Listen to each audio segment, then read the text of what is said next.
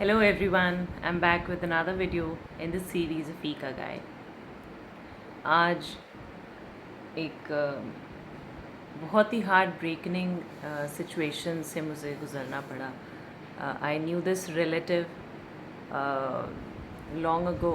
मतलब मैं पिछले शादी के पिछले 5 सालों में सिर्फ उनसे 2 बार मिली थी. And she is this young girls. She was only 32 years old and we lost her because of terminal stage lung cancer. हम उनके घर गए, उनकी बहुत सारी बातें हुई, हम रोए. फिर थोड़ी देर बाद हमारी बातें नॉर्मल हो गई. उनके 2 बच्चे हैं, हस्बैंड, सास, मदर, भाई बहन सब.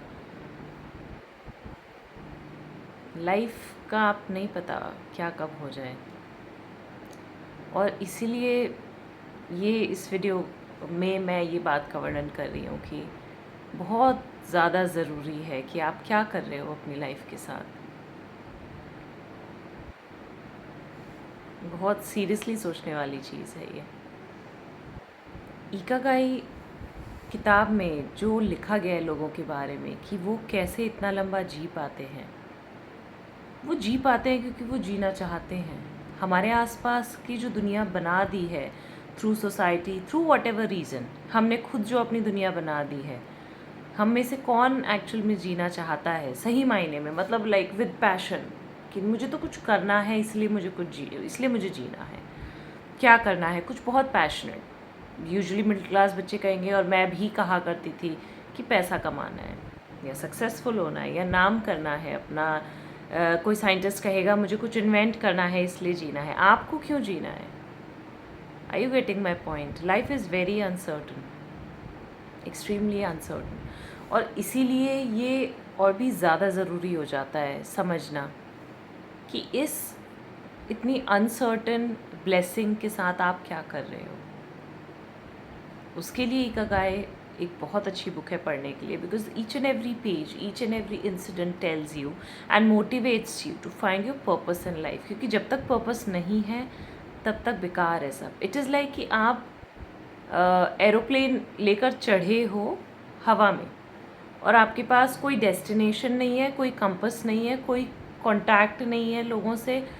तो एयर ट्रैफिक में तो आप इजीली कुछ देख भी नहीं सकते, तो फॉर श्योर आपका प्लेन क्रैश होएगा, फॉर श्योर. रोड पे एटलीस्ट आपको दिखता तो है. एयर ट्रैफिक इतना ज़्यादा कंजेस्टेड होता है और इतना डिफ़िकल्ट होता है देखना कि आपका प्लेन 100% क्रैश होगा. और रोड पे आप चाहे बच भी जाओ एक्सीडेंट के बाद, लेकिन ऊपर बचना कितना मुश्किल है. तो लाइफ वैसी ही है, इसको उतना ही सीरियसली लेना है. उतना ही सीरियसली लेने के लिए, उतना ही सीरियसली खुशी से जीने के लिए अपना पैशन ढूंढना बहुत ज़रूरी है. What is it that you want out of your life? क्या सिर्फ अच्छा पहनना, अच्छा खाना, अच्छा रहना आपका पैशन है? कुछ करना आपका पैशन है? मुझे अपने बच्चों की टेक केयर अच्छे से करना है, वो आपका पैशन है? क्या आपका पैशन है? बहुत सीरियसली सोचना है. बहुत खुशकिस्मत होते हैं वो लोग जो अपना पैशन जी पाते हैं. और क्योंकि ये इतनी मुश्किल चीज़ है पाना, इसीलिए इतनी इम्पोर्टेंट है. जैसे प्लैटिनम, गोल्ड, डायमंड, ये इतने महंगे इसलिए हैं क्योंकि ये बहुत वर्थ है ना, इनकी वैल्यू बहुत ज़्यादा है. पैशन को ढूंढ पाना एक बहुत मुश्किल चीज़ है, लेकिन वो वर्थ है, आपकी मेहनत के वर्थ है वो.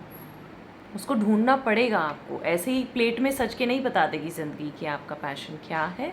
You have to really think about it very passionately and very routinely, and you have to train your mind to think, to work on your passion. Suppose आपको पता भी है मेरा पैशन ये है, तो भी उसको फ्रूटफुली जीने के लिए आपको बहुत ज़्यादा मेहनत करनी पड़ेगी, वो ऐसे ही नहीं आएगा.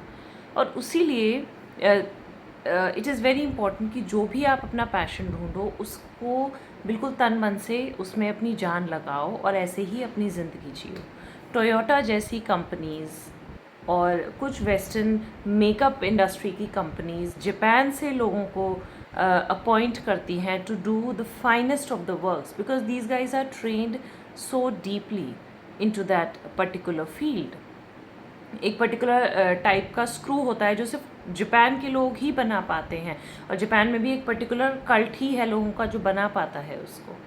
ऐसे ही एक बहुत फेमस कोई वेस्टर्न मेकअप इंडस्ट्री है जिसके ब्रशेस सिर्फ जापान की कुछ पर्टिकुलर लेडीज़ ही बुन पाती हैं अपने हाथों से, क्योंकि उन्होंने वो पैशन ढूंढा और उन्होंने उतना डेडिकेटेडली काम किया। और जब हम अपना पैशन ढूंढकर उसमें डेडिकेटेडली काम करते हैं तो हमें समय का पता नहीं चलता। ऐसे ही लाइफ को जब आप पैशनेटली जीना चालू करते हो तो you don't end up counting your years, you just going with the flow, you just living with the flow and you are actually living the blessing. That is the true life which you're supposed to live.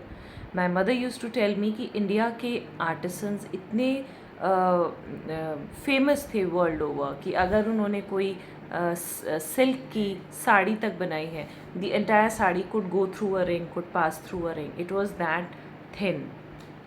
इतनी महीन साड़ी बनाने के कारीगर हम लोगों के पास हुआ करते थे। ताजमहल बनने के बाद इतने कारीगरों की उंगलियां काट दी गई। अगर हम ये मान के चले कि वो इंडिया के ही थे तो सोचो कितनी जनरेशन्स का हार्डवर्क गया उनके कैपेबिलिटी को डेवलप करने में ना। और क्योंकि वो उतने प्रो थे अपने काम में, इसलिए वो ज़िंदगी को और अच्छा जी पाते थे कि वो अपने काम में खो जाते थे। जब हम अपने काम में खो जाते हैं वो सबसे बड़ी खुशकिस्मती होती है। ओपरा जैसे लोग, ग्रैंड कार्डोन जैसे लोग जो लोगों को इंस्पायर करते हैं, गैरी वी जैसे लोग, ये जीते हैं अपनी ज़िंदगी। रतन टाटा जैसे लोग, isn't it?